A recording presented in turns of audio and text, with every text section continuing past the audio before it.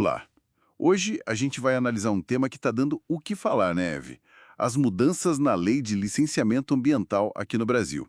É o projeto de lei 2159/2021. Exato, um tema bem complexo. E, para entender melhor, a gente tem aqui declarações da ministra do Meio Ambiente, alguns dados sobre a Mata Atlântica e também o que pensa uma ONG de proteção animal. Sim, fontes importantes para a gente ter uma visão mais completa. O objetivo aqui é destrinchar o que esse projeto, que alguns chamam de PL da devastação, realmente muda. Quais são as críticas, né, e os possíveis impactos. Vamos nessa? Vamos lá. Bom, para situar todo mundo, o PL 2159 quer basicamente flexibilizar o licenciamento ambiental. Ele está na praça há mais de 20 anos, acredita? É muito tempo de discussão. Pois é. E recentemente passou no Senado. Agora, a bola volta para a Câmara dos Deputados, para a decisão final. Depois, é sanção ou veto do presidente. Exato. E o que chama atenção não são só as mudanças isoladas, sabe? É o conjunto da obra. Parece que tudo se soma para, na prática, diminuir a análise prévia de risco ambiental. Como assim diminuir? É, porque, por exemplo, uma das propostas é reduzir bastante o número de atividades que precisariam de licença ambiental. Muitas ficariam isentas. Entendi. E além dessa redução geral, tem outros pontos que preocupam os críticos. Há vários. Tem, por exemplo, a criação de um tipo de licença que, permitiria que órgãos políticos, não técnicos, autorizassem obras. Meio que passando por cima do parecer ambiental, entende?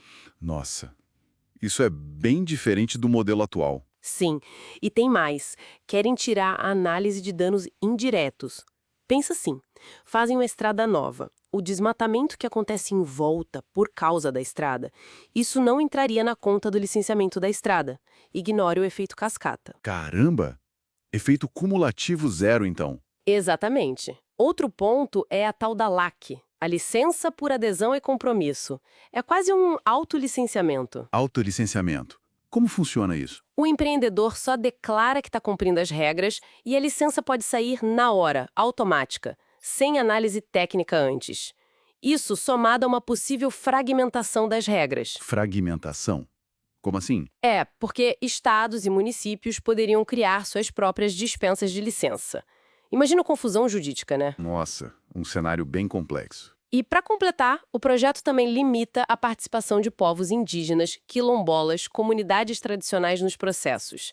Isso mexe com o direito de consulta deles, que está previsto lá na Convenção 169 da OIT. Diante disso tudo, a ministra do Meio Ambiente, a Marina Silva, se posicionou bem forte, né? Muito forte. Ela usou a palavra desmonte. Disse que não é uma modernização, é um desmonte da política ambiental. Isso é pesado. É uma crítica contundente, sim. Mostra uma preocupação grande com o rumo que as coisas podem tomar. E ela ligou isso ao risco de piorar a crise do clima, o desmatamento. Chegou a falar que o Brasil já tem 300 milhões de hectares quase virando deserto. Pois é, ela vê o licenciamento como uma peça-chave da proteção e defende que, sim, dá para modernizar, dá para agilizar, mas tem que ser para proteger mais, sem perder qualidade técnica. Faz sentido criar agilidade, mas sem abrir mão do controle, né? Exatamente. E essa preocupação com o desmonte não é abstrata, sabe? A gente vê riscos bem concretos. Por exemplo, para a Mata Atlântica. Ah, sim. Tinha uma emenda específica sobre isso, né? A 102. Essa mesma, aprovada no Senado. Ela é muito preocupante porque tira proteções que a Mata Atlântica tem há muito tempo, históricas mesmo. E na prática, o que significa tirar essas proteções? Bom, significa que poderiam desmatar a floresta nativa madura, aquela bem preservada, sem precisar de avaliação prévia dos órgãos ambientais. Hoje isso é super restrito. Imagina o impacto disso para o ecoturismo. Direto. Pensa em lugares como Serra do Mar, Chapada Diamantina, Foz do Iguaçu, Paraty.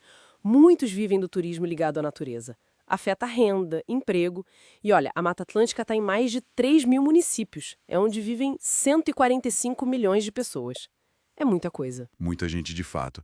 E tem também a visão da proteção animal mundial, né? Eles também se manifestaram. Sim, lamentaram muito a aprovação no Senado.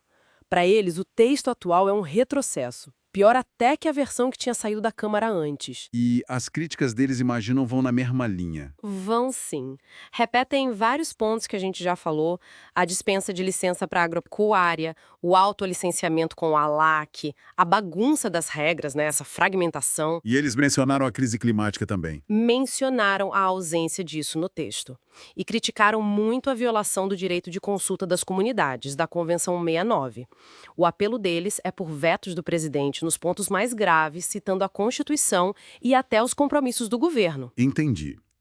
Então, para a gente amarrar aqui, parece que o centro da questão é essa tensão, né? De um lado, a pressão para acelerar licenças, destravar obras, Isso, a busca por agilidade, por desenvolvimento econômico. e do outro lado, o medo de enfraquecer a proteção ambiental com consequências que podem ser bem caras lá na frente. Exatamente. É um equilíbrio muito delicado e essa discussão ela vai além do meio ambiente isolado, né? Como assim?